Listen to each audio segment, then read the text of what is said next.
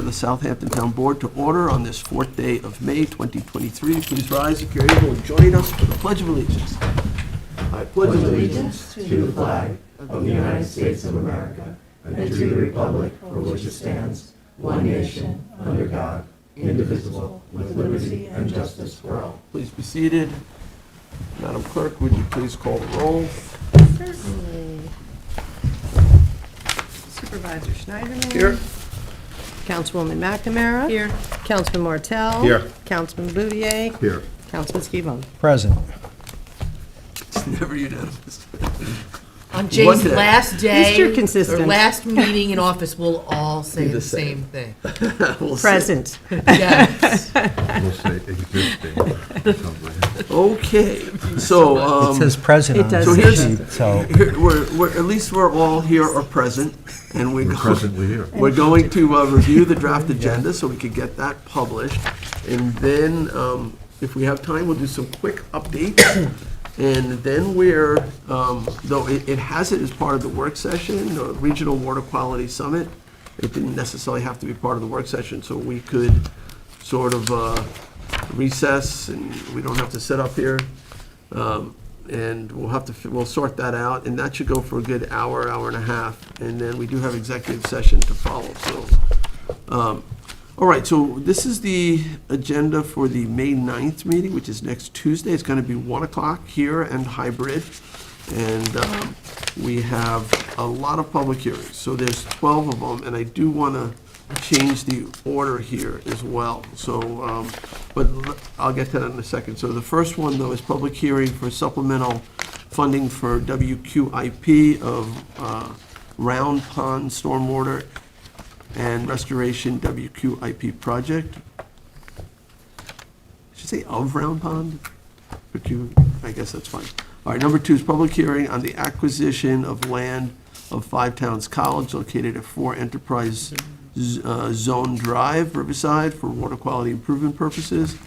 The third one is to have a public hearing to accept a deed of residual fee from Blair K. Gaza for properties to be maintained as open space located at North Sea pursuant to Southampton Town Code, and that's section 244-4 and 247, section 247 of General Municipal Law of the State of New York. All right, so the next one, the one that's listed as number 12, I want to move to number 4.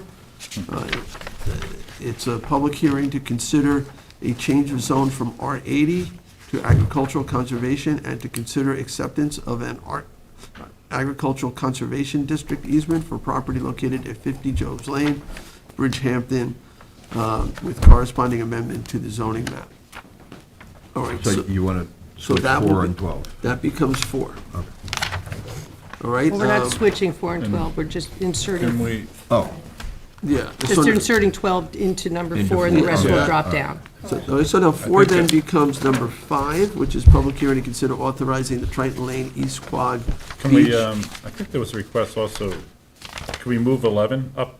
Is that possible to, can we change that one? Is it Kathleen also involved with that one?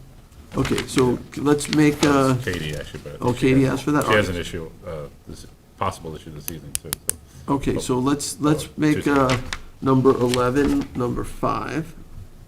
And that'll be a public hearing to consider amending Town Code Section 330-77 to increase the permitted rear yard lot coverage percentage. Okay, then we go to the one that's shown as 4, that'll be 6. A public hearing to consider authorizing the Triton Lane East Quad Beach Parking Pilot Program. Number 7 will be the public hearing to consider amending Town Code Chapter 270-9 to add a requirement to publish rental registration number. Number 8, which was 6, the public hearing to consider a local law amending Chapter 244, transfer of development rights certificate program to acknowledge the inclusion of sanitary flow credits. The next one, number 9, which was 7, public hearing to consider a local law amending Chapter 330-7, acknowledging transfer of sanitary flow credits. Number 10, which was 8, public hearing to consider a local law amending Chapter 330-9, density incentive provisions to acknowledge the inclusion of sanitary flow credits. Number 11, which was 9, public hearing to amend Town Code Chapter 316, vehicles junked and abandoned in order to enhance enforcement ability. Number 12, which had been number 10, is public hearing to amend Town Code Chapter 283, special events in order to enhance enforcement ability, clarify definitions, and restructure application procedures. And so 11 is now number 5, and 12 was number 4, right? Yes. 11 is now number 5, number 12 is number 4. Got it. Okay? Okay. All right, so let's get to everybody got that? Yep. Pretty straightforward. Thank you for making those changes. No problem. A lot of hearings, but shouldn't be too bad. I think the Triton Lane one might be quite a few people. We'll Dinner see. will be served. What? Dinner will be served. All right, so then we're up to resolutions. The first one is 634 is, we have an issue with this one. I'm going to withdraw it, right, John? I think, Which one? it's the appointment for ARB. Yeah. We're working on something right now, but I think you have to withdraw this Yeah. for the time being. All right, but I can't withdraw it here No, you because have it's to been withdraw it on tabled, the so we'll floor. withdraw it on the floor. But this it is time he's, appointing a member to the ARB. Yeah, there's a technical issue that we may have it solved, I don't know yet. Okay. And then Councilman Schiavone, you got the next one there. 43122, you would adopt town one-year agricultural use agreements, 2023, 2024. Town Board Resolution ID 43287, authorized reallocation of W. Cook funding from Flying Point Comfort Station to Hot Dog Beach Comfort Station. ID number 43197, authorized supervisor to sign contract extensions for the subaqueous water main crossing Shinnecock Canal at Mashut Beach and Ponquag Bridge at Lighthouse Road with Banker Construction Corp. and G&M Earth Moving. Town Board Resolution ID 43281, authorized supplemental funding for W. Clip of Round Pond Stormwater and Restoration W. Clip project. 43280, authorize the purchase of construction services for Renew Contracting and Restoration Services using the Bay Shore UFSD contract for construction services at 240 West Montauk Highway, Hampton Bays. 43133, authorize the supervisor to enter into an agreement with A. Martin Petrovich, professor of horticulture, to review the 2023 groundwater monitoring reports of the Subonic Golf Course. 43132, authorize the supervisor to enter into agreement with A. Martin Petrovich, professor of horticulture, to review the 23 groundwater monitoring reports, annual superintendent's report, and management of the Bridge Golf Course. 43264, authorize the supervisor to execute a 2023 K service and maintenance. K is a typo. Yeah, I was trying to figure out what Yeah, that was. that's a long I way was to- going to ask about that. Let's get rid of the K. Service and maintenance agreement with Best Climate Control for maintenance and service on the air condition and/or heating equipment at Southampton Town Police Department. Should air conditioning? Doesn't matter? Doesn't matter. All right, 43223, authorize the supervisor to execute a computer use agreement with Edward Wolfersdorf in furtherance of professional services consulting contract. Resolution ID 43237, authorize the supervisor to execute a lease agreement with Quadient for IX5AF mail machine system for Justice Court. 43191, authorize the supervisor to execute a sole source agreement with CI Technologies, Inc. for IA Pro with Blue Team Software for Town Police Department. 43279, authorizing the supervisor to execute an agreement for the replacement of 3 RTU HVAC units at the Southampton Town Justice Court with Premier Mechanical Services, Inc., using a Suffolk County contract. 43278, authorize the supervisor to execute an agreement with High Tech Air Conditioning Services, Inc. for HVAC repairs to the lower level auditorium and first floor auditorium of Town Hall. Town Board Resolution ID 43259, authorize the supervisor to execute any and all documents pertaining to the 2023 transportation contract with Suffolk County Office for the Aging. Resolution ID 43277, authorize the supervisor to execute parks and recreation agreements for programs. 43199, authorize the supervisor to sign any and all documents with Moncedo Inc. for website services. 43258, authorizes the supervisor to sign consultant agreement with Michael J. Zarro to assist the town police department with the Hexagon computer-aided dispatch software, niche records management software, and vigilant license plate reader camera project. Resolution ID 43284, authorize the supervisor to sign a one-year extension with LMJ Enterprises LLC DBA, the Sandcastle Cafe, for a Tiana Beach concession for the 2023 summer season. Town Board Resolution ID 43275, to authorize supervisor to sign the 2023 Sag Harbor Partnership Incorporated Cultural Arts and Recreation Grant. Resolution ID 43185, award and authorize supervisor to sign contract for a used hydraulic excavator with All Island Equipment Corp. ID 43261, award and authorize the supervisor to sign a contract for a 2022 Ford F600 dump truck with GenGas Ford. Town Board Resolution ID 43249, declare items surplus and authorize disposal of vehicles. 43296, recall and amend resolution number 2023-472, authorizing the supervisor to sign an extended contract with Messiano Consulting, Inc. for grant writing assistance. Rick, you're up. Top of Oh, there page we go, 31. 31, one more. 43225, recall and amend resolution number 2023-581, authorizing the supervisor to execute a contract with DTN LLC for Weather Century Online Public Safety Program.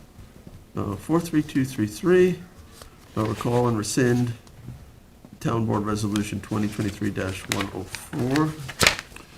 Town Board Resolution ID 43198, resolution authorizing supervisor to sign contract with Ryan D'Amico for sound system at Good Ground. Resolution ID 43285, resolution authorizing the Parks Director to enter into an interim agreement for mobile concessions pursuant to Town Code Chapter 111-7B2 for 2023 season at Mecox Beach and W. Scott Cameron Beach and Red Creek Park. Town Board Resolution ID 43292, the 2023 notice to bidders for the 2022 Ford F-250 Super Duty with Nap Heyday service body 696 ML for highway. 43184, accepts donation for Southampton Town Police Department. Oh, well, that's very nice. There's a $500 and a $10,000 donation. 43229, amends 2023 adopted budget for Building and Zoning Division overtime. 43232, amends the 23 adopted budget for Highway Special Events. 43228, amends the 23 adopted budget for special events as well. Let me just make sure they're not duplicates. No, they're completely different. All right, 43234, amends the 23 adopted budget for the Controller's Office. 43235, amends the 23 through 27 capital budget and adds capital project West Hampton Transfer Station improvements. 43230, amends the 23 to 27 capital budget for town facilities improvements. 43263, authorizes expenditure from town police restricted account. 43203, deposits monies for professional services in connection with the Bridge Golf Course groundwater monitoring review. 43226, deposit monies in escrow account for professional services in connection with the Lewis Road PRD site plan application. 43294, appoint Susan Cohen, Vice Chair of the Zoning Board of Appeals. Resolution I'd like ID to co-sponsor that. 43130, Zoning board. resolution of adoption of amendment of Town Code Chapter 312, Vehicles and Traffic, Parking Prohibited, Windermere Court. Yeah, so just on 43294, I think Councilman Scavone wanted to be a co-sponsor on that, am I correct? And, I'm sorry, believe which one so. are you talking about? yeah, it's not, there's no additional pay there, it's 43294. just so it's clear when the Zoning board, chair yeah. is not Yeah. able to run the meetings. You got it. That who will be chairing the meetings. Any questions on that? Nope. Okay. Okay, where are we? We're at Town. They're 45. 43265, is that you? Yep. Okay. 43265, resolution of adoption amending chapter 330 through 340, 330-340 through 330-346, dark sky laws for enhanced enforcement.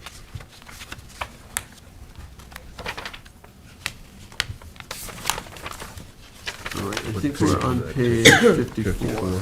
43267, resolution of adoption amending Town Code Chapter 270-9 to add requirement to publish rental registration number. Town Board Resolution 43268, co-sponsored with Councilman Martell, a resolution of adoption amending Town Code Chapter 283, special events. What page are we on now?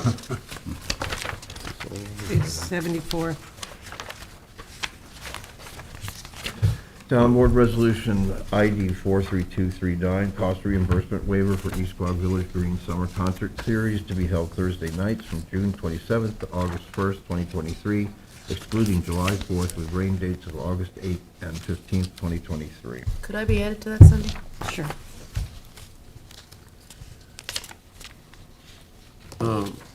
Okay, 43244, release of performance bond and acceptance of maintenance bond in connection with Mill Creek Heights, also known as Sag Harbor Woods. 42991, accepts resignation of a building permits examiner and land management. 43175, accepts retirement of Brian DeLuca, Southampton Town Police Officer. 42996, accepts retirement of Vivian Miles, minibus driver and senior services transportation. 43269, appoints Brendan Kelly to senior park attendant from civil service list. 43272, appoints Brendan Morris to office assistant from civil service list. Can I co-sponsor that one? Yes. 43271, appoints Catherine Antos to Animal Control Officer 2 from Civil Service List. 42864, appoints Peter Rivas to Animal Control Officer 1 position in Public Safety. 43270, appoints Ruth Simon to Case Manager from Civil Service List. 43282, appoints Jonathan Migliori to Sanitation Helper position in Municipal Works Waste Management Division. ID 43288, notice of public hearing for supplemental funding for WQIP of the Alewife Creek Stormwater Restoration Project. Could I be added to that as well, Cindy? Town Board Resolution 43174, co-sponsored with Councilman Martell, notice of public hearing to consider amending Section 6.5, penalties for offensive of Southampton Town Code 164, fire prevention, in order to increase penalties and add mandatory surcharge. All right, 43289, notice of public hearing to consider the adoption of the 2023 CPF pilot plan. So hold on one second. So this would be a public hearing on May 23rd, 2023. And this is sort of a big deal because we are expanding the areas, the school districts and ambulance and fire districts that can get paid for properties taken off the tax rolls for preservation.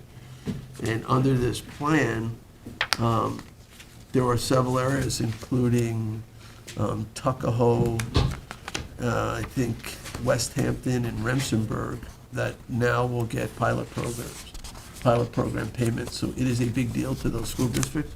The ones that already get it will continue to get it.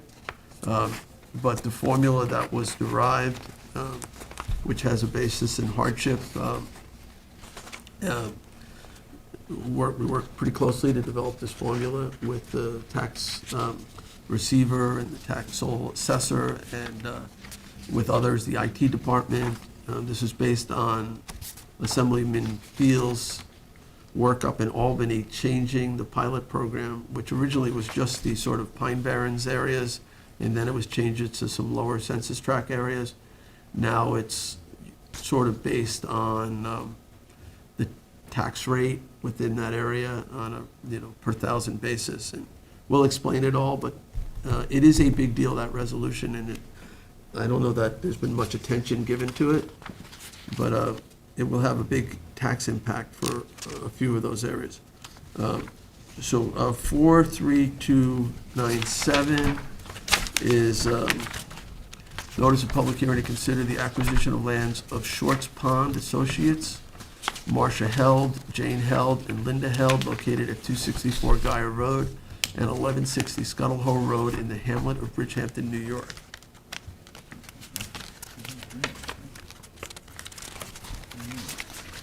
Um, 43286, authorized acquisition of land of Five Towns College located at 4 Enterprise Zone Drive, Riverside, for water quality improvement purposes. Resolution ID 42809, accept the deed of residual fee from Blair St. Gaza for properties to be maintained as open space located at North Sea, Suffolk County tax map as indicated in the resolution pursuant to Southampton Town Code Chapter 244-4, obtaining a development right certificate, and Chapter 247, General Municipal Law of the State of New York.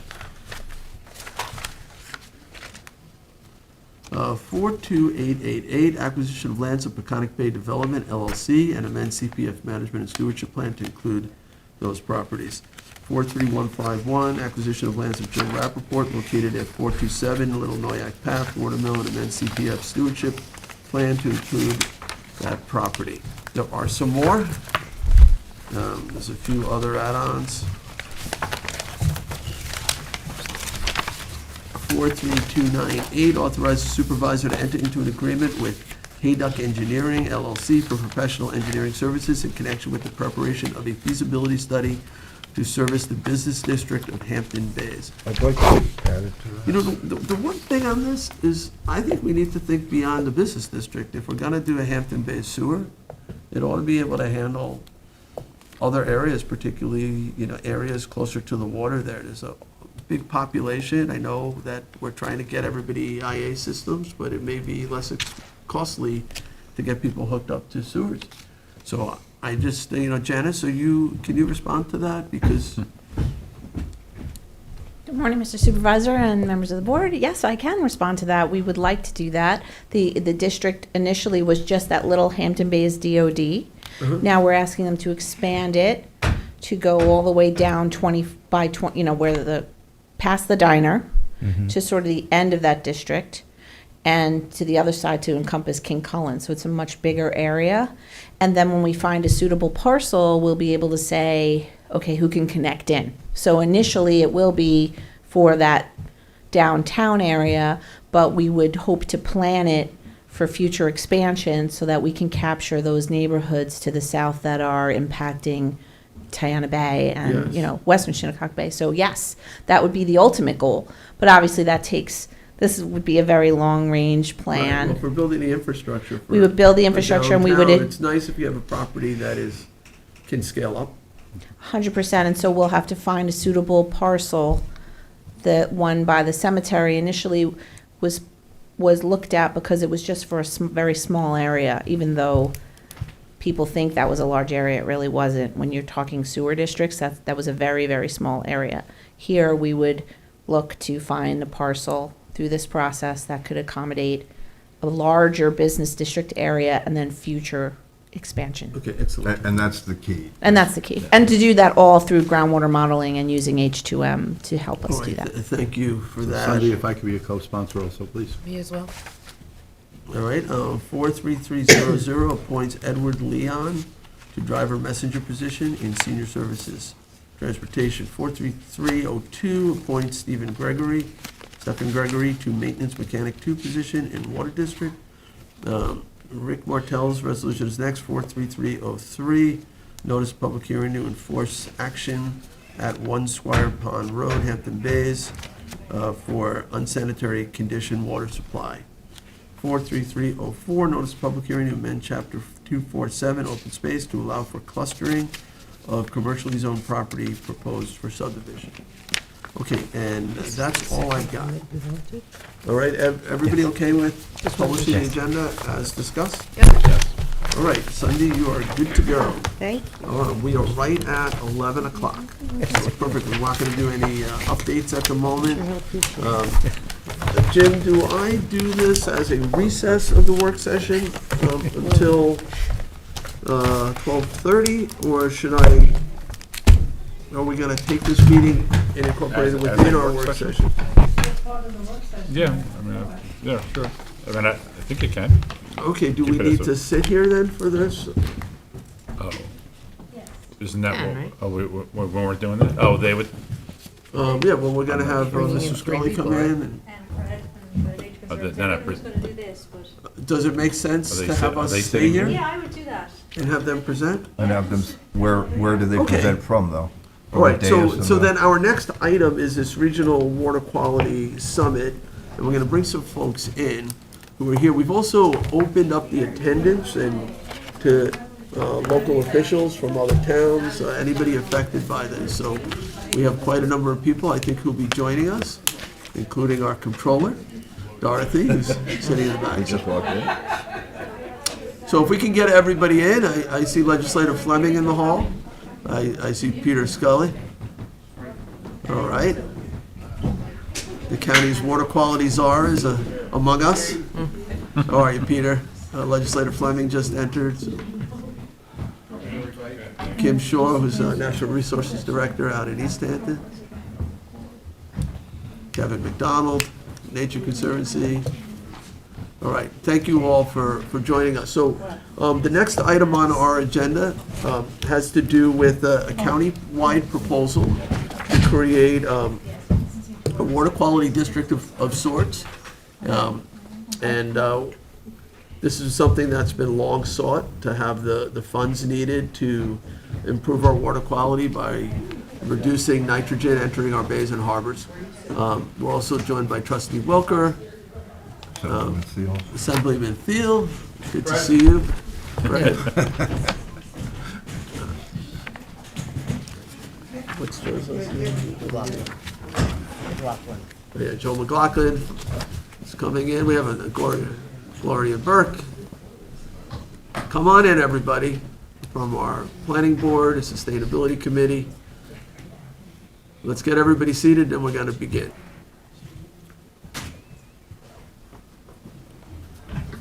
All right.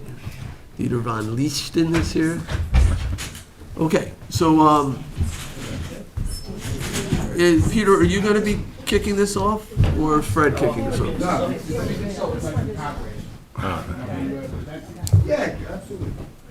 All right, so I think, we're going to run the PowerPoint for you. Peter, we're going to send you over to the podium here.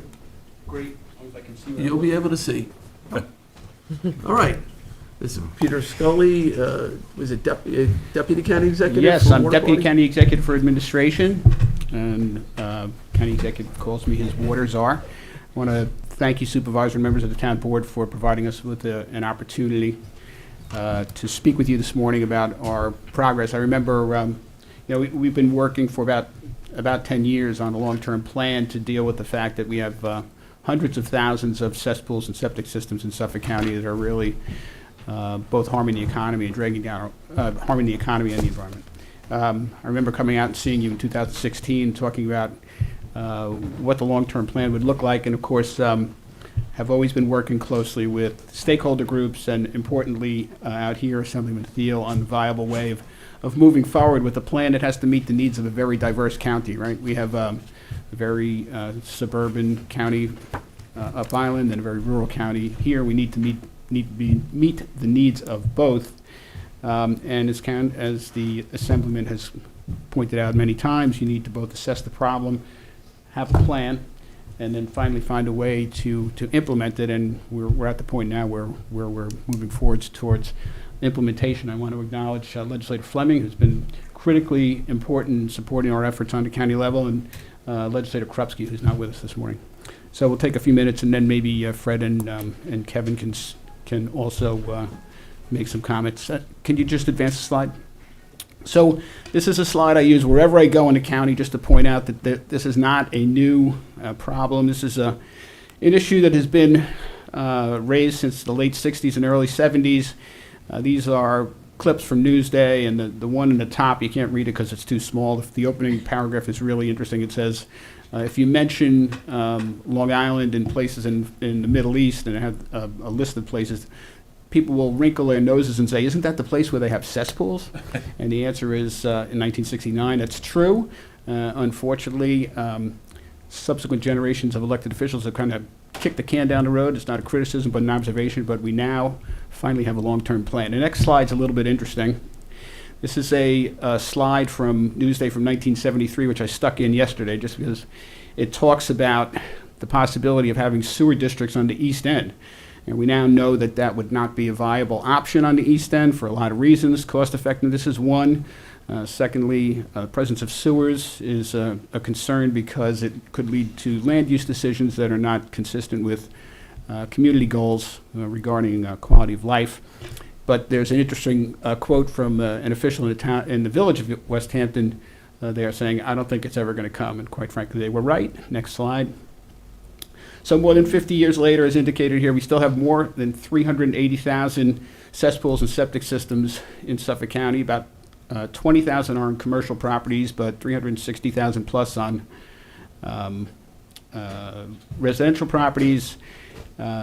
We know that all three of the estuaries that we value are listed as impaired by DEC. We see increased frequency of harmful algal blooms in our region. Our region, unfortunately, has a reputation as having more of those events than any other in the United States. And we have multiple studies show that 70% of the nitrogen or excess nutrients that's fouling our surface waters comes from cesspools and septic systems. Next slide. This is a slide that the Nature Conservancy is good enough to let us use. I use it. Dr. Gober uses it. It shows folks who aren't really familiar how excess nutrients find their way into our surface waters. As indicated in the graphic, nitrogen is coming from multiple sources, including fertilizers, but the amount of nitrogen that gets into surface waters from fertilizers is dwarfed by the amount that comes from cesspools and septic systems, which is about 70%, I think. Next slide.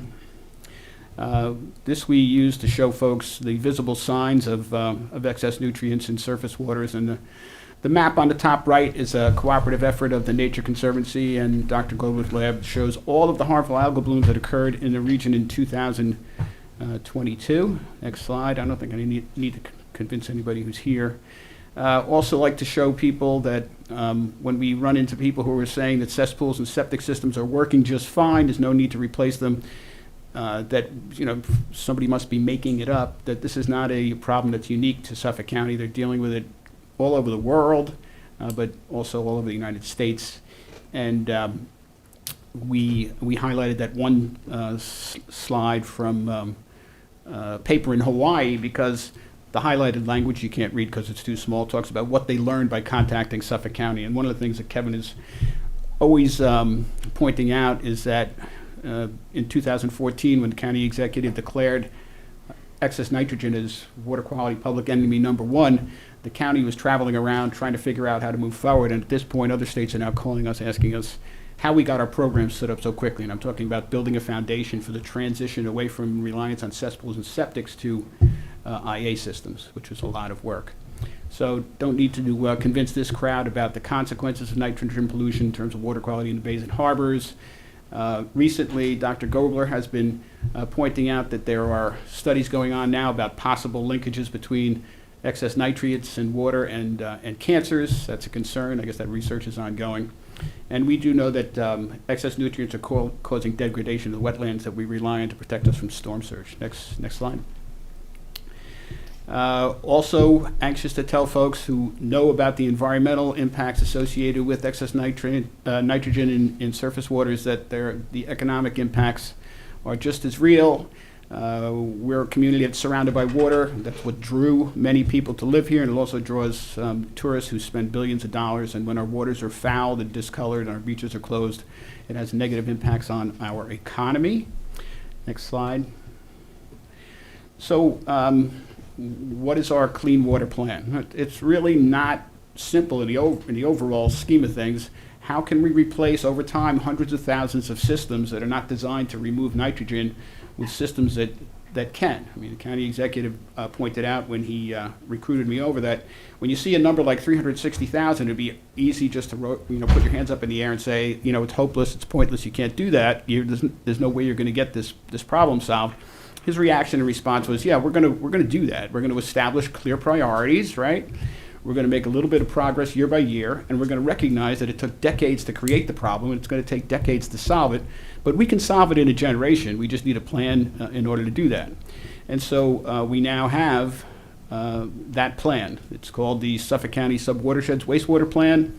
It took about 3 years to complete between 2016 and 2019. It was strongly supported by DEC and EPA and other stakeholders. It was funded in part by a state grant and was deemed an early action, no regrets item under the state's Long Island Nitrogen Action Plan.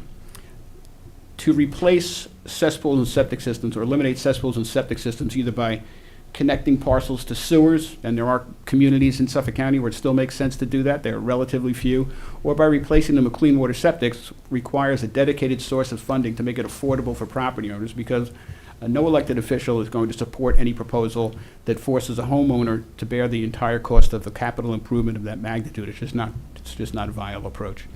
So the issue has always been how we go about identifying a way to create a recurring revenue stream. Benefits of the plan obviously are multiple.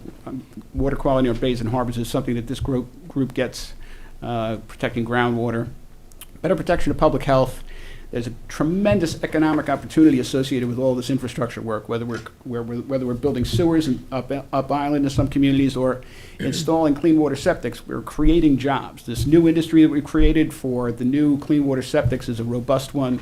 These guys are hiring, and the promise is great moving forward. And of course, we did a study that showed that the presence of an IA system has a significant benefit in terms of increasing the property value for a property owner. Next slide. So this is what we're calling now the Clean Water Plan, because its technical name, the Subwatersheds Wastewater Plan, is a little bit thick and people don't really get it. A lot of people have paid tribute to it, but we're especially proud of this quote from Dr. Gobler, whose quote underscores the sound science on which it is based and points out that he spent his whole career essentially studying the problem and how encouraged he is to see a plan that will ultimately allow us to reverse course. We're very proud of the support we've received from Dr. Gobler and the Gobler Lab. So what do we need to implement the Clean Water Plan? We need two things. Number one, we now have about 3,000 of these clean water septics in the ground in Suffolk County, in part because of regulations that were implemented by towns, Southampton being one of them, and by Suffolk County, and in part because of our grant program. So we're managing the installations, but we need to oversee maintenance of them. One of the things we learned from other states is that if you don't have a program in place that ensures that these individual systems are inspected and maintained, they simply will not continue to function effectively. The state of Maryland apparently made a big mistake in that regard. And so as we start to ramp up this program, and the plan calls for us to be installing 6,000 of these systems a year within the next several years, we need to make sure we have a program in place that will allow us to oversee the maintenance and make sure that happens. So we need that structure of a countywide district, and we need to have a recurring source of funding to serve as a local match to make things affordable for property owners. And I just want to acknowledge here, although it may not be an issue for the town of Southampton, is that in the western portion of the county, we do have sewer districts that serve about 111,000 parcels, and there's a lot of improvement that can be made with the way those programs are administered. It's not an issue I'll get into here, I'll waste a lot of time, but part of the proposal that we have live right now is to create a countywide water quality district, but to keep the sewered and non-sewered parcels entirely separate, so that only sewered parcels contribute towards sewer operations, and that unsewered parcels pay no charge under the state authorizing legislation. We felt that was an important thing for us to do, is to make the sewer infrastructure a separate zone of assessment, so that essentially an enterprise fund then is self-sufficient. So how to go about providing a stable and recurring revenue stream. We've discussed several possibilities over the past 6 or 7 years. I came to see Jay in 2016. We were discussing the possibility of a surcharge on water bills in Suffolk County because the water bills in Suffolk County were so low. That was not well received by the water suppliers, who weren't really interested in collecting that. And people in Albany, some of the elected officials in Albany were not particularly receptive. We cast that aside. A year ago, we were talking about the possibility of a fund that was based on one that they have successfully used in the state of Maryland. They have a bay restoration program through which they address water quality issues in the Chesapeake. It's not unlike the challenges that we face.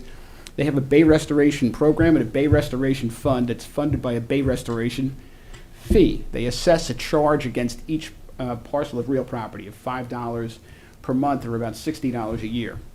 We were discussing it because it was used successfully down there, and we thought we could point to it as something that could work. The harder we looked at it, the more we thought it might not be a good fit for Suffolk County, and you will understand why as local elected officials. We were advised that even though it's not an ad valorem-based charge, if we added it for collection purposes to the property tax bill, it would nonetheless be under the umbrella and be part of the county's property tax cap calculation.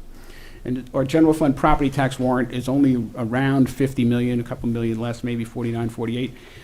This charge would have generated an additional $60 million a year, making a tax cap calculation virtually impossible.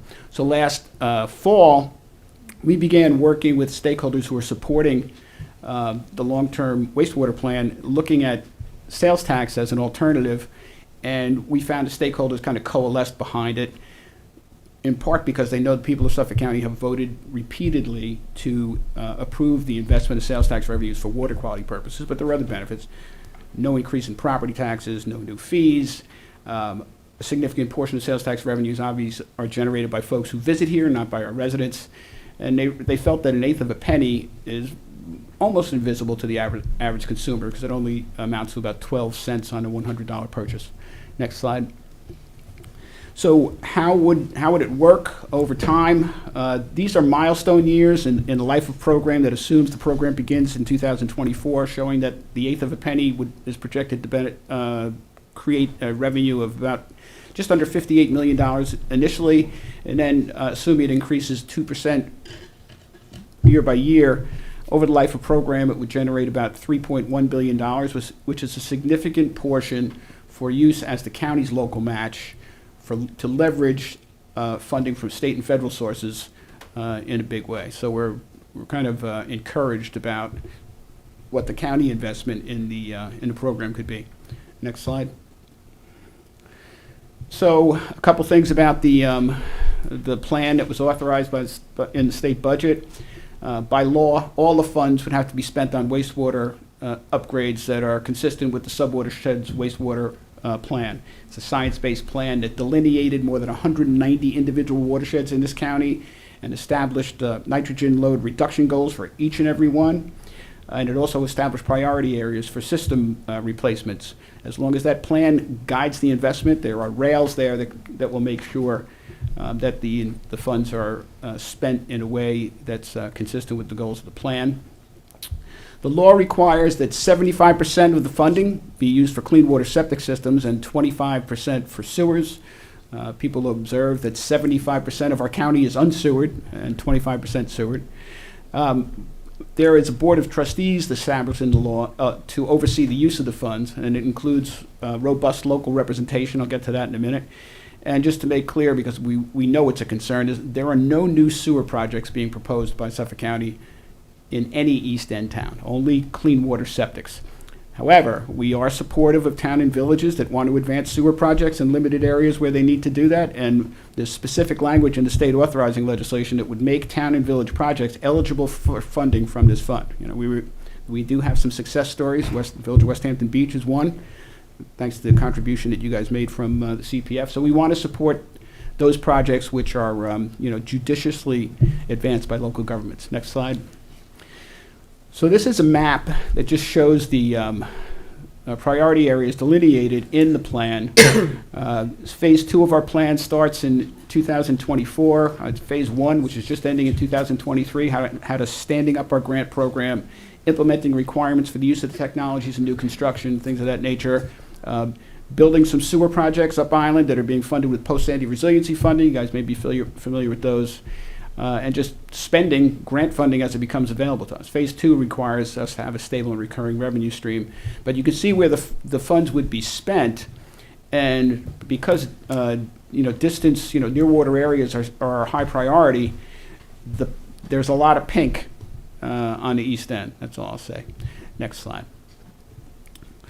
So robust representation on this Board of Trustees that the state law would require includes the East End mayors and supervisors, representative of the Peconic Estuary, Central Pine Barrens, Joint Planning and Policy Commission, the South Shore Estuary Reserve, Suffolk County Village Officials Association, and Suffolk County Supervisors Association. We constructed it in a way to try and give people a high level of confidence that there's going to be local input into the way funds are used, that the legislation will require an annual plan for the use of the funding that would be approved by this Board of Trustees and then go on to the legislature. I do want to credit Fred and Kevin. Fred and I have been working on trying to find a way to advance a plan for about 3 or 4 years and trying to be preemptive and address concerns that we thought would come up, and so we think we have a good plan right here. Next slide. So accountability is a big issue for voters. There have unfortunately been instances where government on all levels, when time gets tough, will take funding that was originally intended for an environmental purpose and use it for another purpose. People will not have confidence in a program that could allow that to happen. You should know that not only does the state law prevent that from happening, but Suffolk County modified its charter and its Environmental Bill of Rights in 2014 after a past litigation to say clearly that any use of funds that is approved by the voters, a change in the use of those funds can only be approved by the voters. So that level of confidence is in both the state law and in the county charter. The funds would essentially go into a lockbox to make sure they're used for water quality purposes. We have this idea of a Board of Trustees. I'm not sure if the state legislation that was just approved has the advisory committee in it or not. We'll figure that out. And the state law does require an annual independent audit and an annual report to the Suffolk County Legislature on the program. So we're pretty happy with the accountability provisions. Next slide.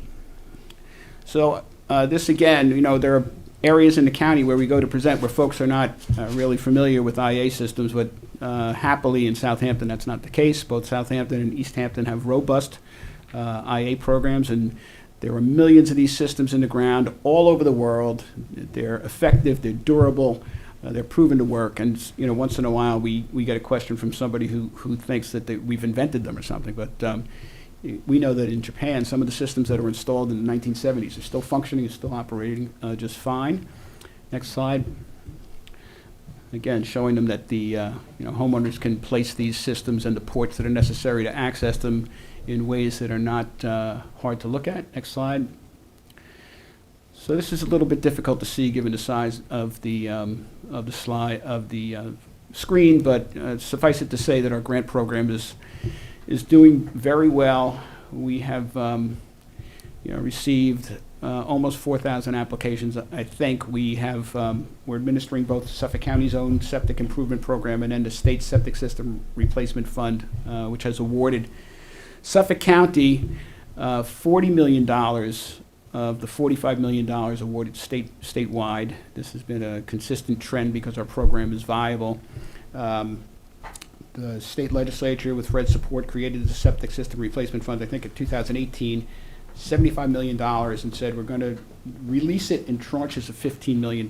So if you divide the $15 million by the number of counties, which is 62, each county would receive $241,000 or something like that. We, in the first year, were surprised to receive $10 million of the $15 million, or 70% of the funding, again in the second round, and more recently, they just awarded us $20 million. So of the $45 million they've awarded, we've received 40, which is just stunning. Next slide. These are figures that I think are going to be of interest to people. These are grant-funded installations to date under our program, and the amount of grant funding under both the county program and the state program. And you can see that in the towns that have CPF-funded programs, That's where the installations are. I don't know if you can see the numbers in Southampton and East Hampton, but they dwarf the numbers in the other towns. There's a lot more interest out here. Next slide. This again is a projection of activity based on the Clean Water Plan or Sub-Watersheds Wastewater Plan, which is really, this is the number of parcels in the priority areas that would be served first in each town. And it shows that because of proximity to groundwater or surface water, much of the activity would be centered in the East End towns. It's true for Southampton and East Hampton, where if you compare the population percentage to the amount of system replacements or funding that would be directed here, I think that it's pretty clear the East End fares pretty well, and it's even true for Southold, a conversation I'm anxious to have with Legislator Krupski. Next slide. So this is a Newsday editorial that was published shortly after the Clean Water Plan or Sub-Watersheds Wastewater Plan was released in 2019. And we particularly like the quote that we pulled out saying it's time to take a stand. Lawmakers should either let Suffolk residents vote on the county's proposal to fund the war on nitrogen or offer their own plan, neither silence or obstruction are options. We like that messaging. Since that editorial was published, the Suffolk County Legislature on March 17th, 2020 unanimously approved the findings resolution for the Sub-Watersheds Wastewater Plan, so they have advanced it, and due in no small part to the hard work of Legislator Fleming, who's been a constant supporter. Next slide. So here's I'd say this is about 3 or 4 weeks old, this list of supporters of the Clean Water Plan who are urging the governor to make sure it was included in the state budget. This list is now outdated. There are many more groups who are expressing support for allowing the voters to decide this fall. And we're happy about that. We've been doing a lot of outreach. It's a very, very diverse county, but there's something for everybody in this plan, even less affluent communities which have historically been left behind. So we're getting a lot of support from a lot of diverse groups. Next slide. So what's next? Well, I'm happy to report that as a result of a lot of hard work from people in organized labor, in the environmental community, and a lot of hard work by Sunderland and Thiel, the Suffolk County Water Quality Restoration Act language that everybody was hoping to see in the state budget is in the New York State budget. I want to acknowledge that and thank Brett for all his leadership. And so now we'll pivot to the local process and be talking to Suffolk County legislators about their role in trying to advance a ballot measure on Election Day. It's been 5 or 6 years of hard work, but we think we're really feeling really good about where we are right now, and real hopeful for the future. I'll turn it over to you guys if you want to make some comments. Okay, Peter.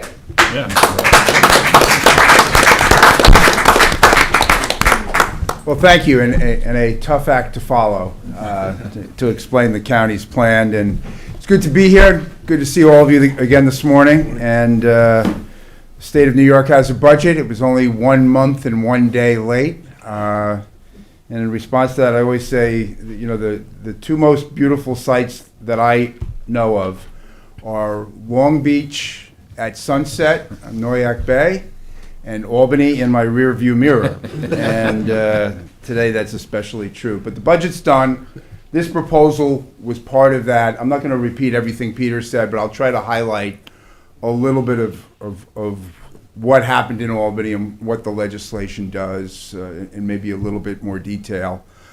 And the state of New York has been, as Peter said, has been involved with the county and involved in this clean water effort on a number of different levels. As he mentioned, there's the state has a thing every year. It's called the Water Quality Infrastructure Bond Act. We've been putting $500 million a year into that. Part of that was the $75 million that Peter mentioned that is exclusively for the funding and rebates and incentives for IA systems. And there's a reason why Suffolk gets most of the money, because that's the way we wrote the bill.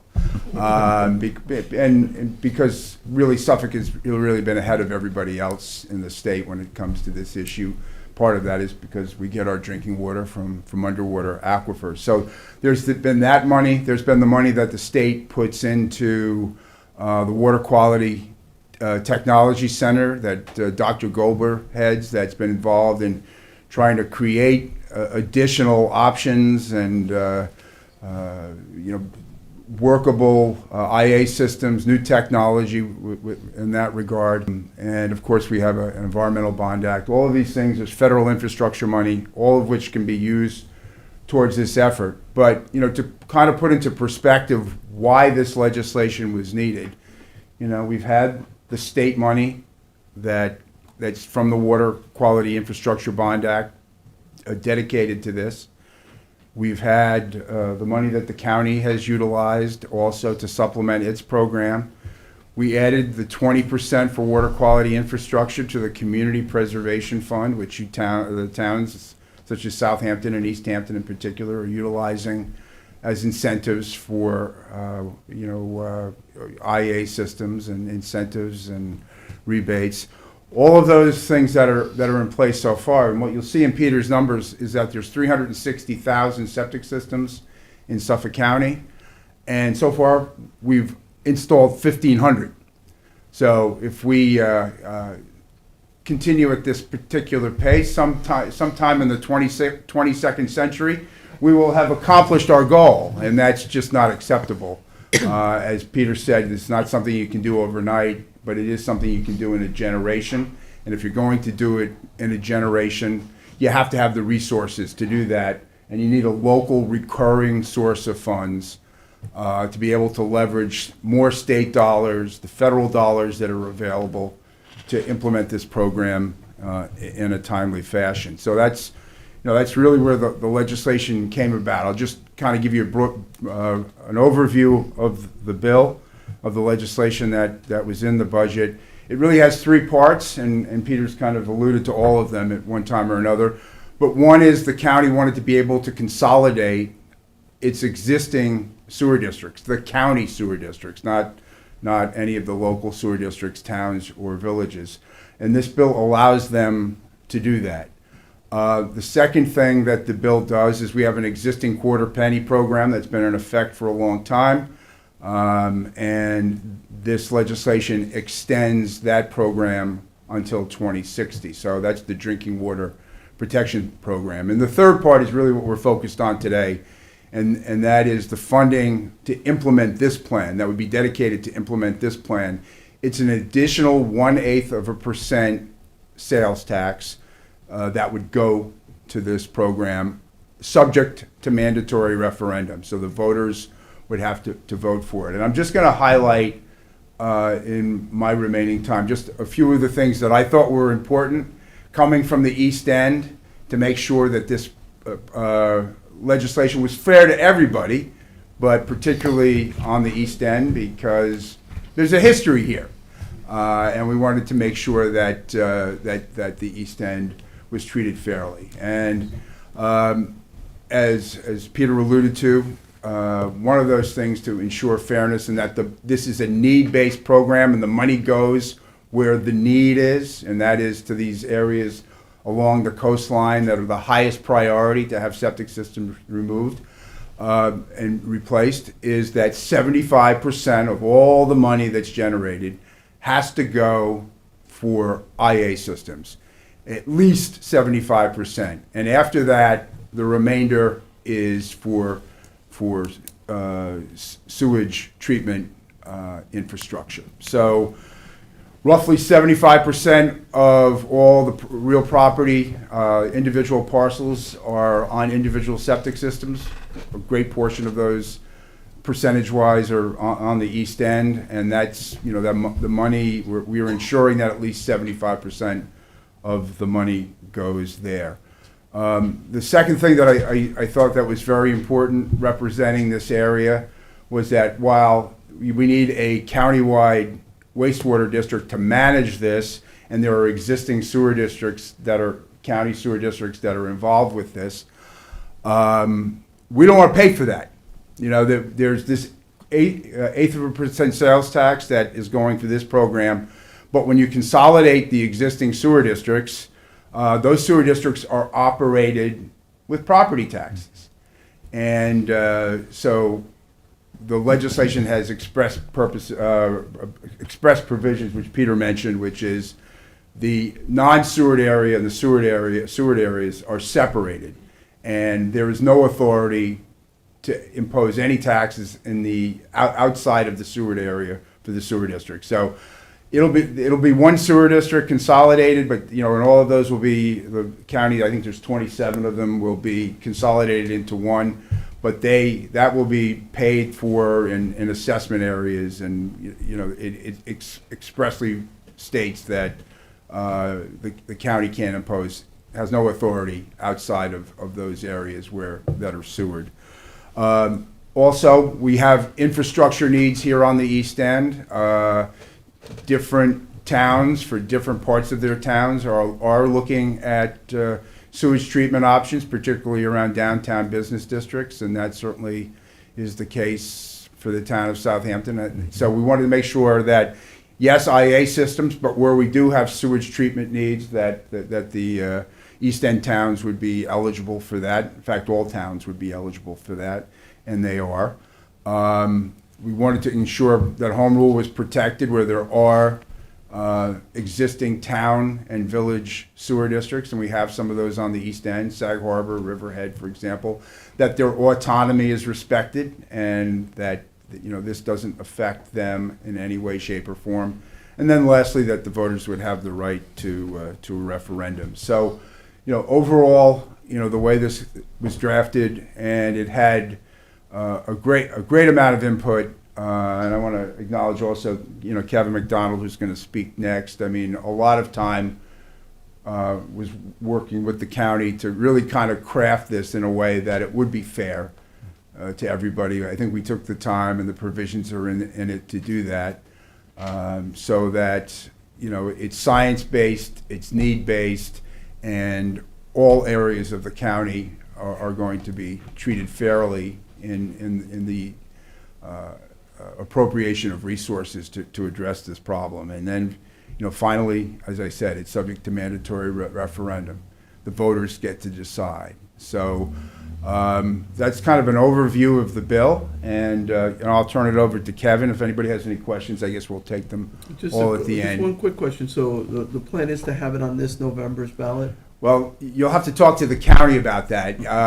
The county legislature would have to pass a local law or a resolution, I think, with regard to the sales tax to put it on the ballot.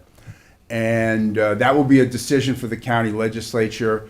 It is written in a way, there's no sunset on this. It doesn't. Hopefully it's this year, but if it wasn't this year, it certainly goes into the future. So that's a county legislative a decision for the county legislature and to make. And as you all know, because we did a community housing referendum last year, the deadline for that is like the first week in August. It's 90 days before Election Day. So it's May now. August is, it's 3 months away. So those are decisions that the county legislature has to make, and the time frame is fairly tight. All right, thank you, Fred. All right, thanks. August 7th. All right, you're up next, Kevin. I am. I'll be brief, knowing that there are more questions that people want to have answers. So there have been, efforts over the last 15 or 20 years to have a comprehensive strategy for nitrogen reduction from sewage. It has been a long road. What these guys just described as seemingly well thought through and well balanced, none of it was easy. And there was a lot of yelling and screaming and some really difficult conversations with a number of parties to get us to this point. And to quote my good friend, Buzz Schwenk, if there was anything easy about this, I missed it. And that's still true. And what that really means is anything worthwhile obtaining is just hard. And, you know, it's none of that is covered in both their presentations. So there is a debt of gratitude if we succeed in this that all of us will owe. In particular because this is the opportunity which we saw 10 years ago, and the theory was if we can get federal, state, county, and town resources committed to a comprehensive strategy to change out polluting septic systems in favor of clean technology, we can probably see water quality in less than 10 years improve. Less than 10 years. And it's been about 10 years to realize that strategy, but we do. We have federal, state, county, if we pass this, and town funds committed to this objective. The opportunity to scale up from 2 or 3 or 400 units a year per town is transformative in its potential if we can work to achieve that. And that's my interest, that's the Nature Conservancy's interest, that's the interest of a number of organizations and environmental groups that have been working on this for the last 10 or 15 years. And we're really hopeful that, I have high confidence that if we can get to the ballot, this will pass.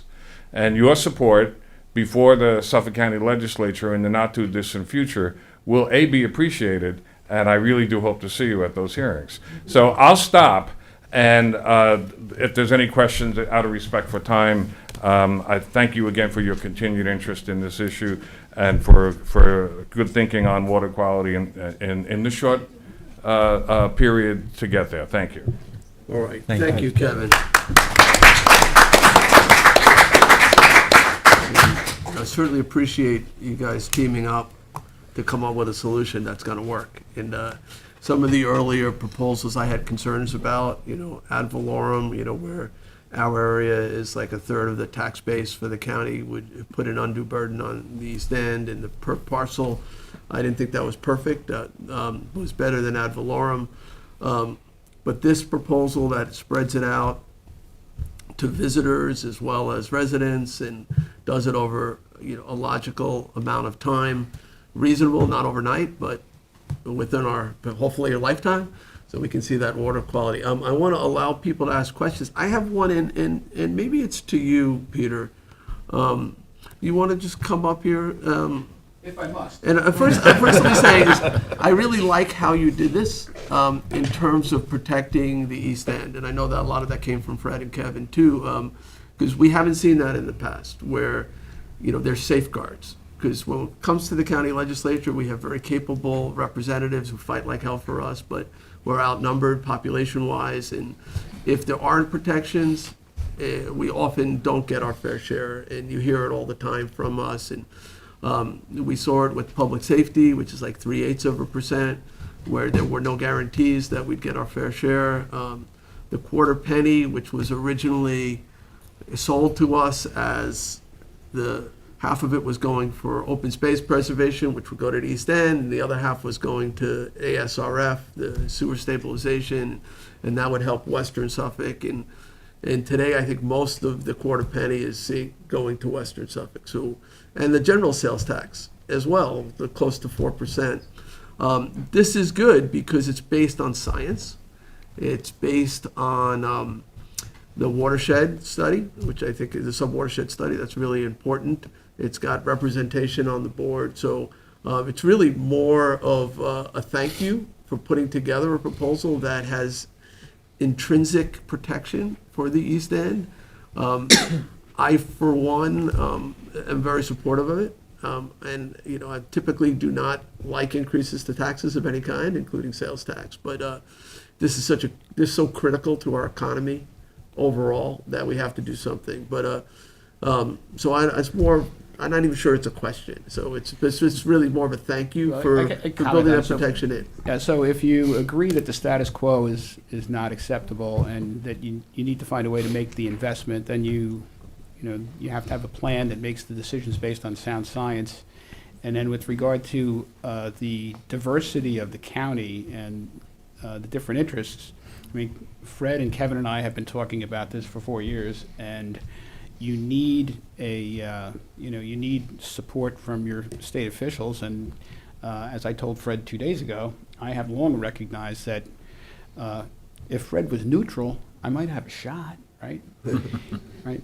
If Fred was against it, I'm not going anyplace, right? And so, if Fred's supportive, I have a pretty good chance. And, you know, the first time I sat down with him, he said, you have to understand, just like he said here today, there's a history here. People out here need to be protected. They need to know that the protections are ironclad. You need to build them in here, and that's the only way you're going to get people's confidence. So there's a method to that, right? So one of the things that Fred has been saying in recent weeks is, we need to make sure people know that we've addressed the concerns of the East End, but that this plan is fair to everybody. You know, it's not just an East End plan.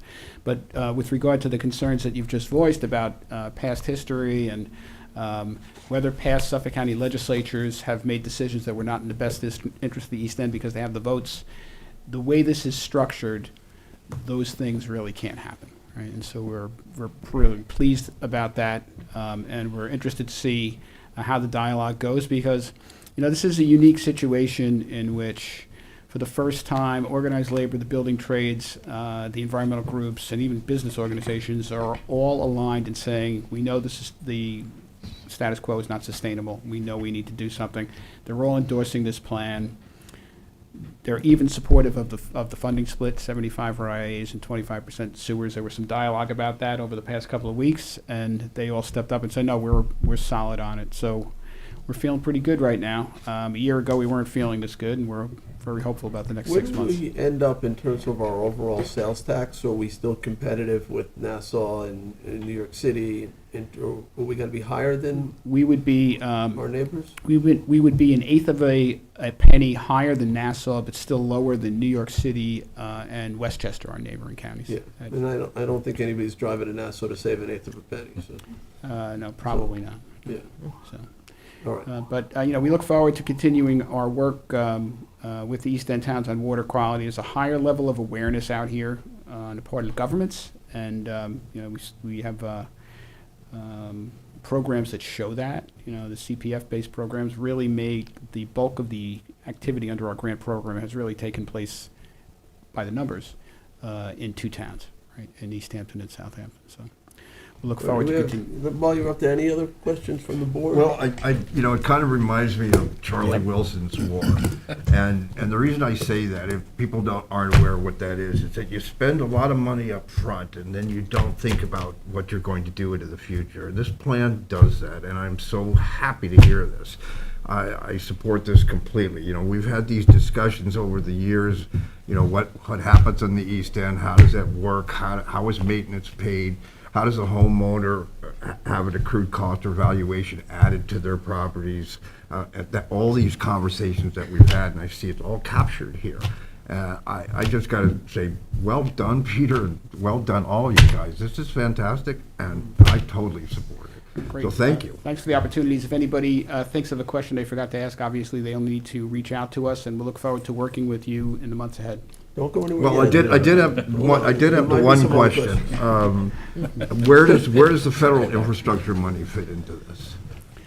Well, the bipartisan infrastructure law funds are being dispersed through the state of New York, through EFC and DEC. And so you need to make application specifically for those funds.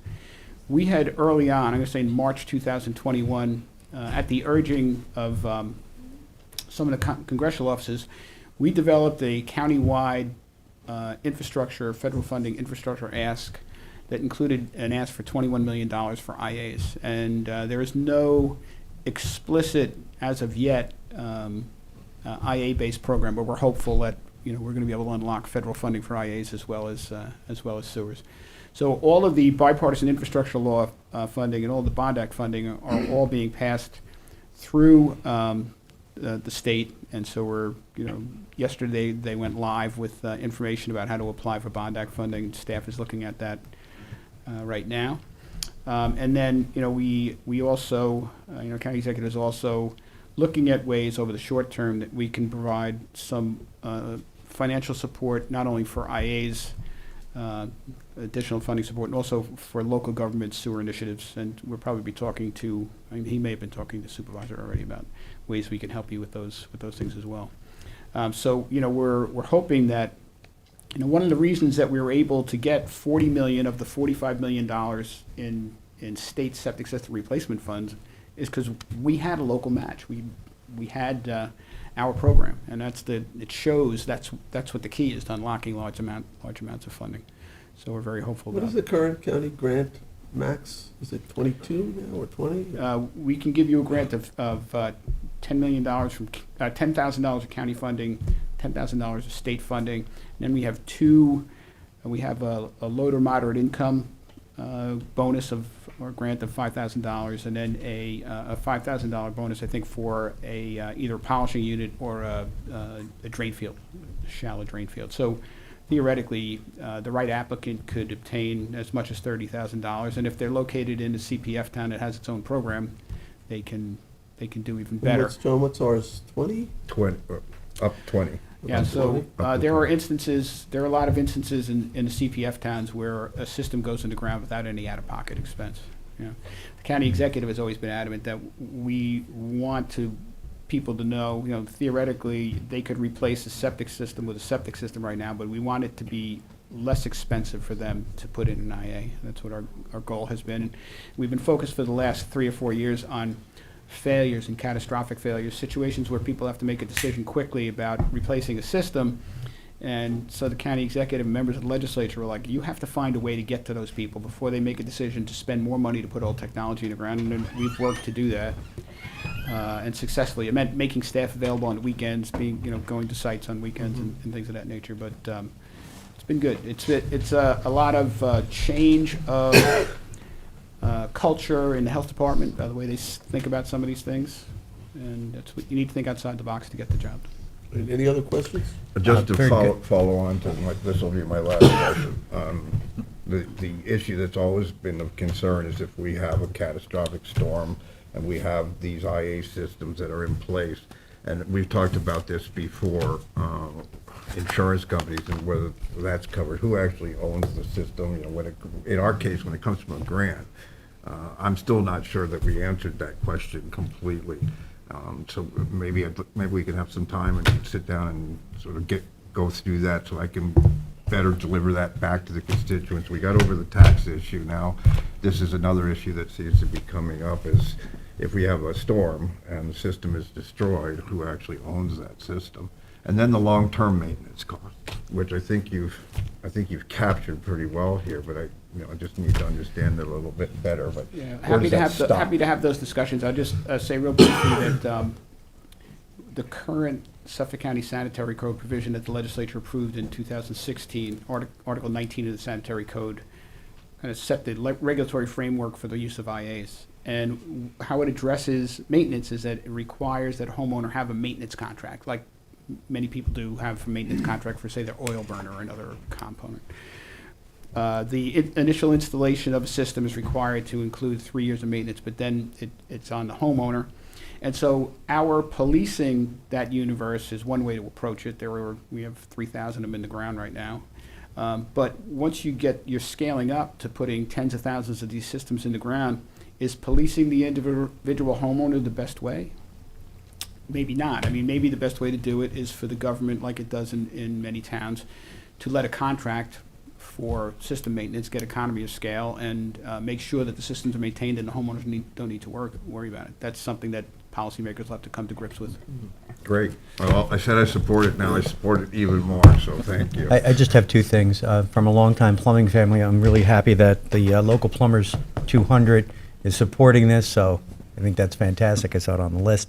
Also, thank you for putting a member of the Conic Estuary Partnership as well as the East End Supervisors on the Board of Directors for the Improvement District. I think that says a lot about the commitment to the East End and the waters out here. So Right. Well, that's part and parcel of making sure that people don't feel that they're, at the end of the day, they're not going to be treated fairly, right? You want local buy-in, you want local involvement in the decision-making process, and you want a transparent process that everybody has eyes on, right? right, that will outlive all of us and move forward. Thank you.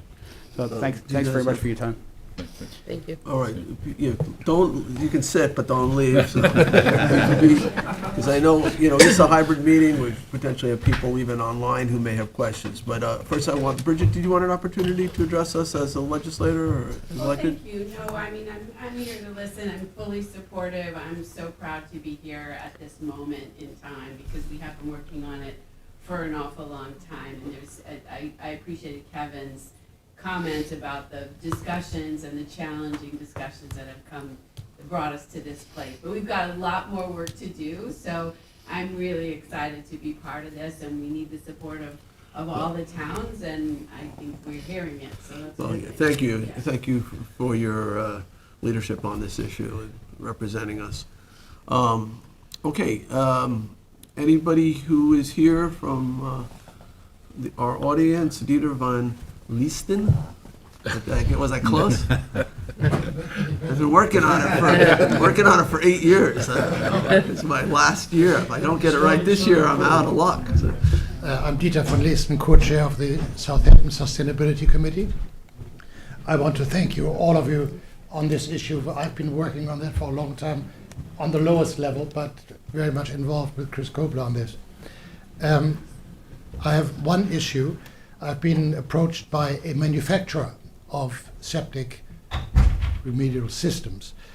The complaint was the time it takes to get a permission is endless. It starts with 1 year trial and then it adds another 3 years before a system is approved.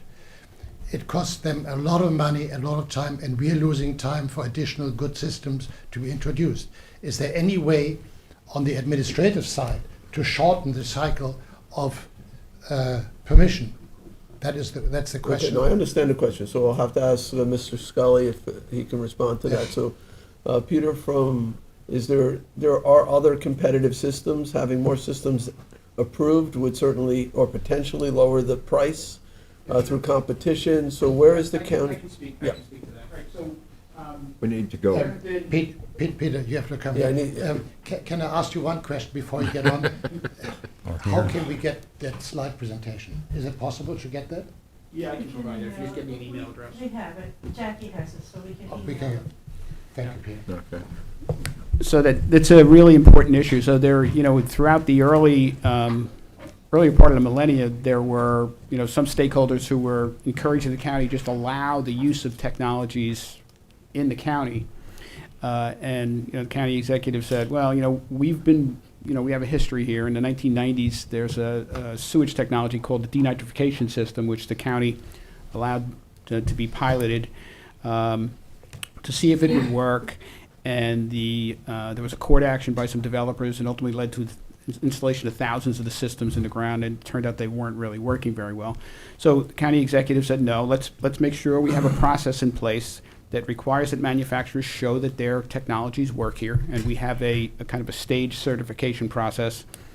It's among the most stringent that we're aware of, but the most important thing I can say about it is that experience has shown that it's a good thing that we have that, because there are a couple of technologies that have received provisional approvals from us or initial approvals from us, which just are not meeting the 19 milligram per liter standard that we have in our sanitary code.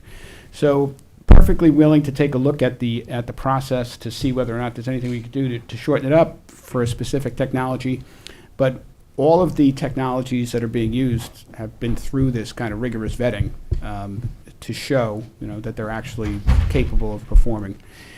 That's worth a separate discussion, and I'd bring staff out to talk about it. But in response to this specific concern, I'm perfectly willing to see, what exactly the issues are and what, if anything, we could do to expedite the process. Can I ask I know the Stony Brook Clean Water Institute, they have a system that they've been working on that seems very promising. I know there's been some pilot programs. Do you have a status update on that? Because it seems like it would be less expensive and less maintenance as well, and a higher level of nitrogen reduction. Yeah, so they have several different technologies, two of which are before us, and just last week received the initial provisional approval for one of their nitrogen-reducing biofilters. They're being we're trying to be as helpful as possible because we're invested in what they're doing.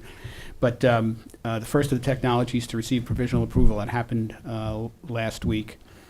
The initial goal was to establish a system that would treat down to 10 milligrams per liter of total nitrogen, cost no more than $10,000, and last for 30 years.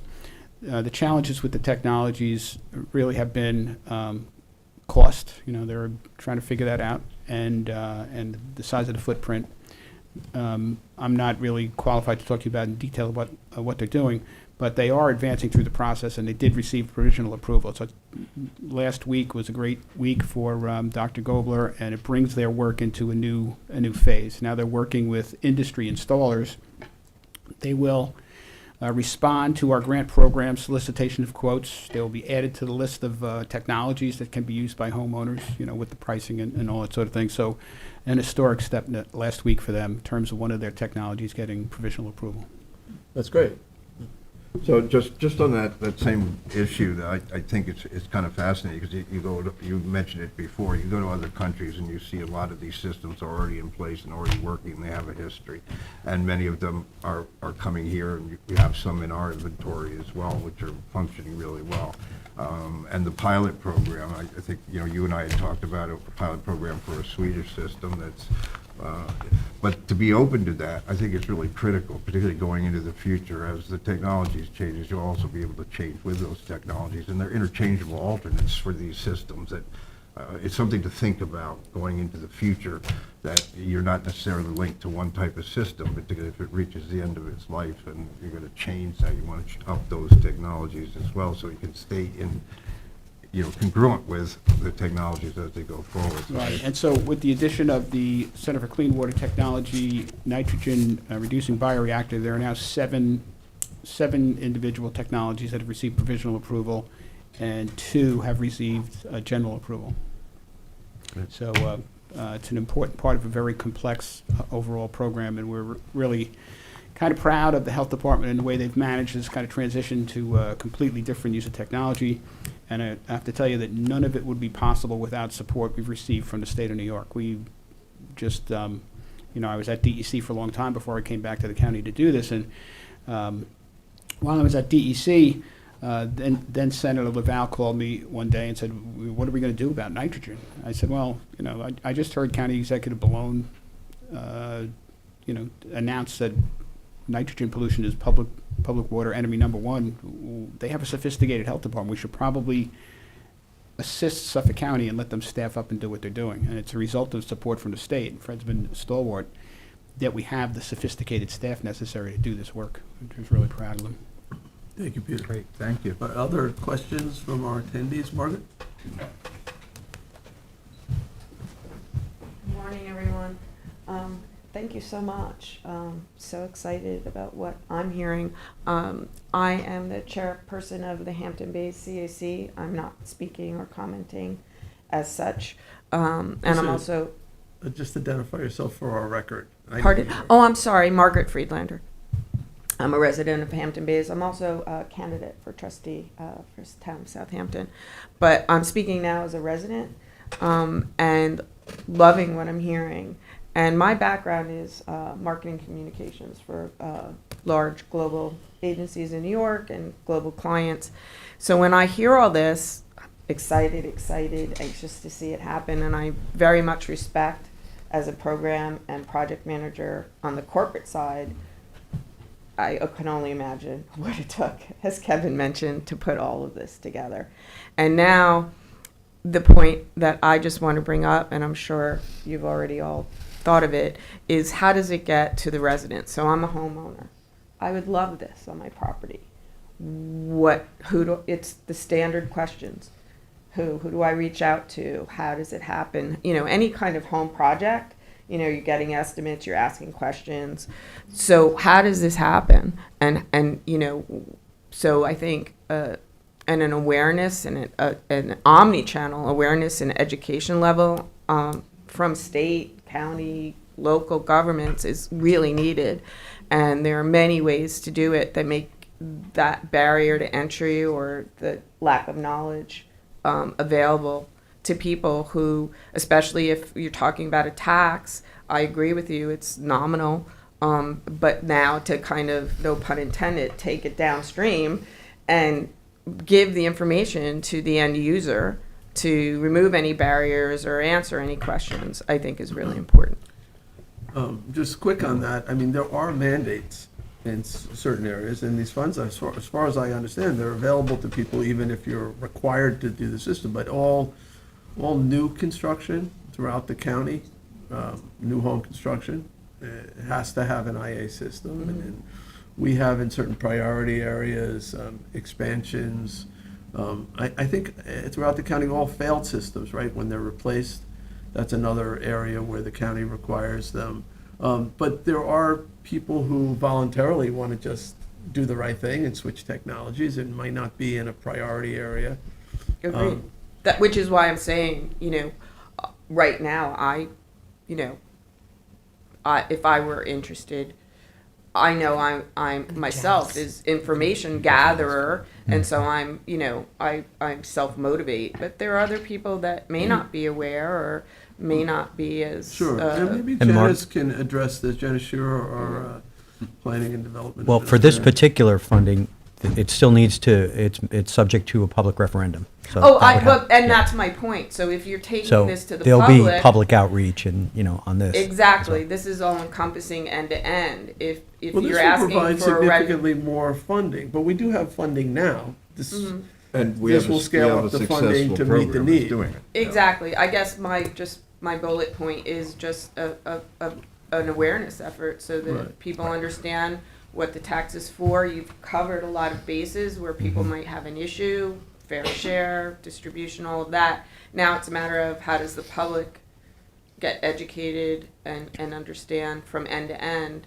And then for those who, just want to be aware of what this tax is about and that this is even happening, and then those that want to, independently raise their hand. all right, Janice?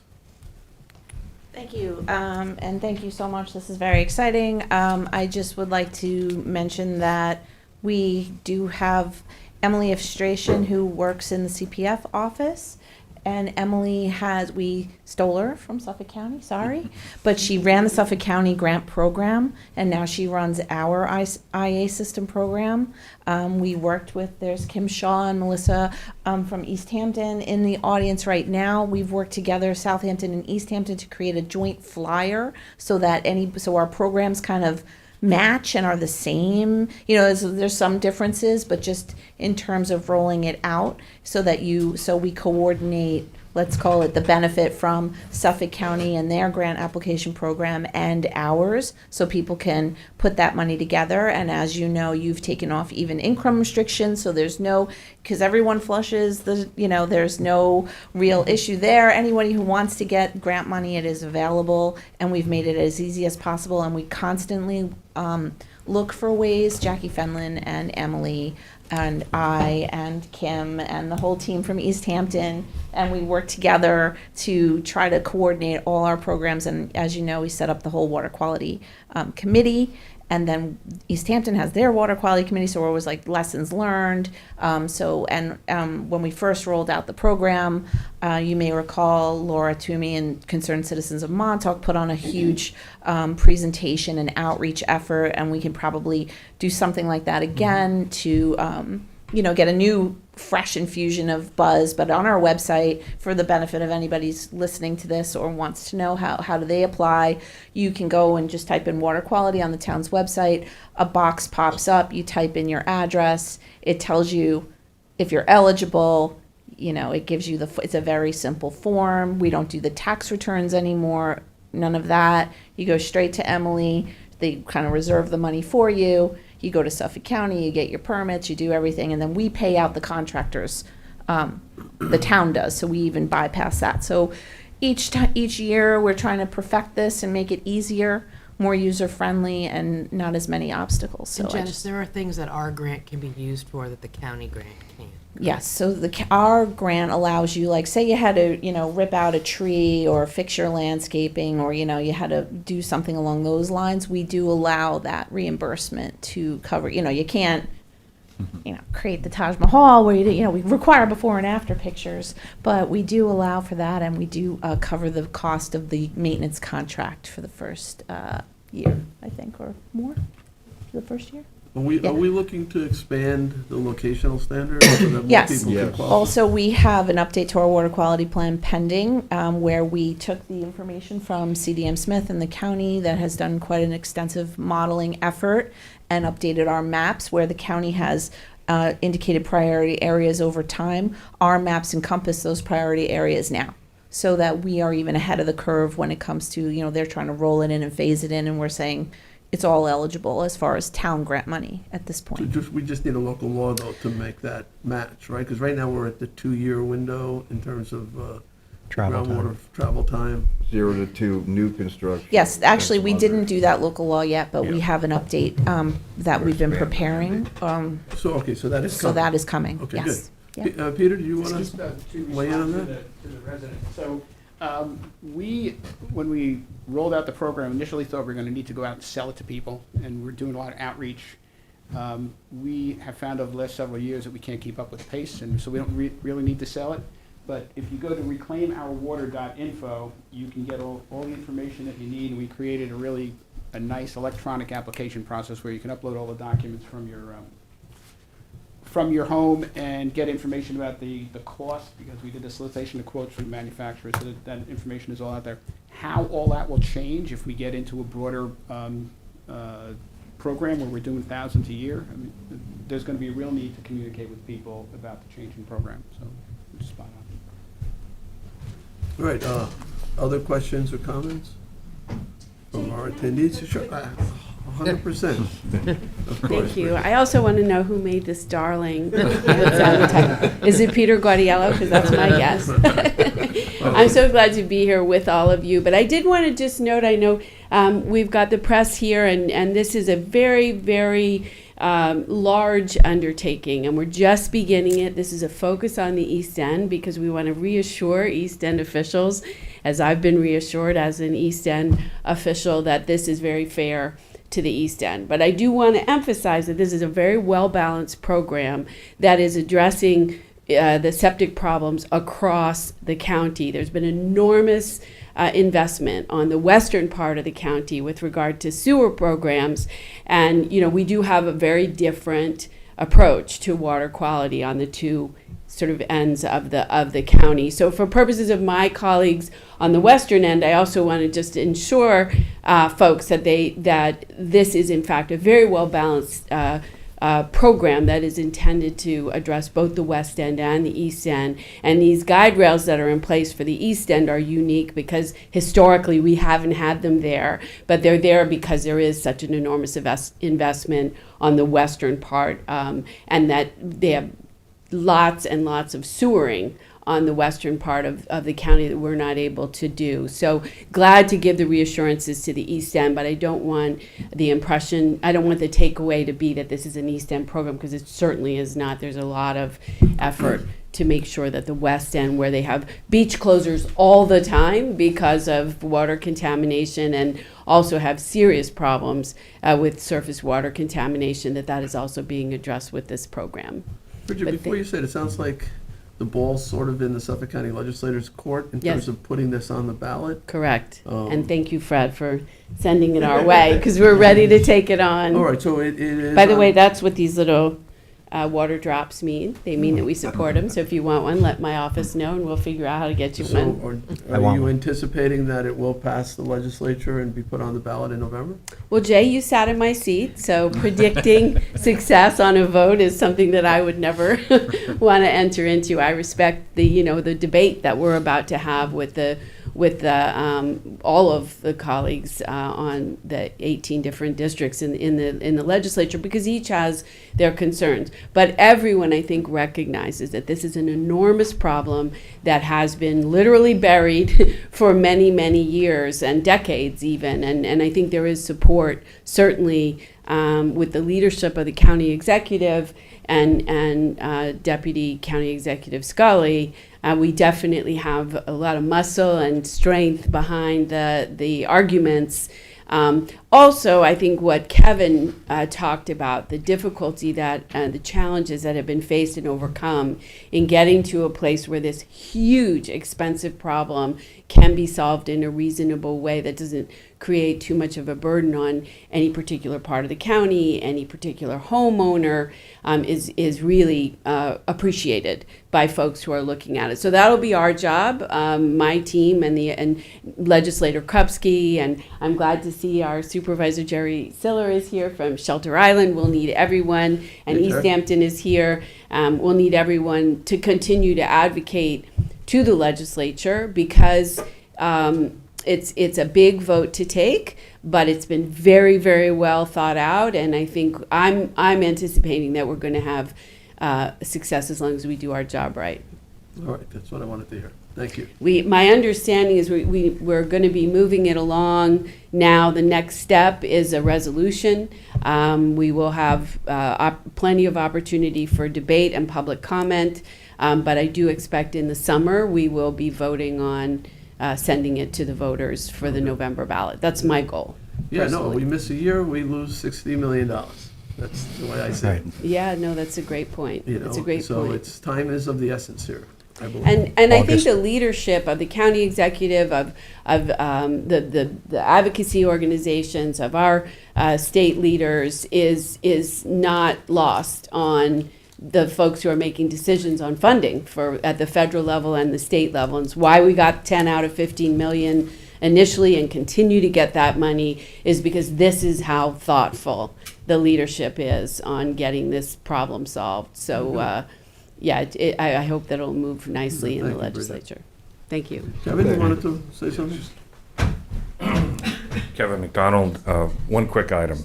So I appreciate some of the comments from folks about, what does the day after this ballot measure pass look like and how do we scale up? I mean, my whole pitch before was this is the opportunity to scale up.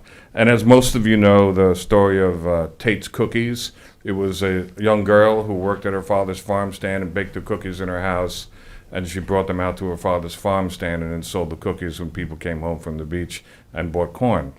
If Tate operated today the same way she did when she was 13 years old, it would be impossible, right? So the success of this ballot measure literally will transform the way the towns and the county interface with the public as they scale up to, instead of 300 or 400 or 500 units a year, it's thousands. And that's a great conversation to have, and I look forward to it. So thank you. Thank you, Kevin. Thank you. Thanks, Kevin. All right, now, anyone else? All right, Charles, are we taking online folks with questions? No? Okay, so we do that for our town board meetings. We probably don't typically do it at work sessions, Right. and we're sort of within a work session. Jay, I'd like to recognize someone. We have Terry Diep from the Village of North Haven. She's a trustee, and thank you for your work on water quality in the village as well. Thank you. Thank you. And of course, as was mentioned, Supervisor Siller in the back there, Mhm. from the town of Shelter Island. All right, so hearing no other questions or comments, we'll end this. Thank you, all of you, for presenting. It's really an incredible initiative. Thanks. This is the culmination of, it's not quite the culmination yet, but of many, many years of hard work. So thank you for devoting yourselves to this really, mammoth issue that could have the ability to transform our waters back to what they once were, pristine. So thank you for that. Okay. Thank you.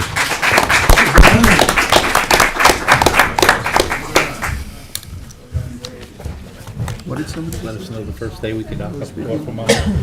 Oh, but Jan said the water, so we worked that out. Yeah. Are we rolling right in? All right, no, we're not done with work session, so, if everybody, the town board has just a little bit more business to take care of, so, you want to take, why don't we take a 5-minute recess? Take a 5-minute recess, we can say hello, all right, make a motion to recess for 5 minutes? Second. Get adjourned to exec. I don't even know if I have to make a motion to recess. you. How are you? Nice to see you.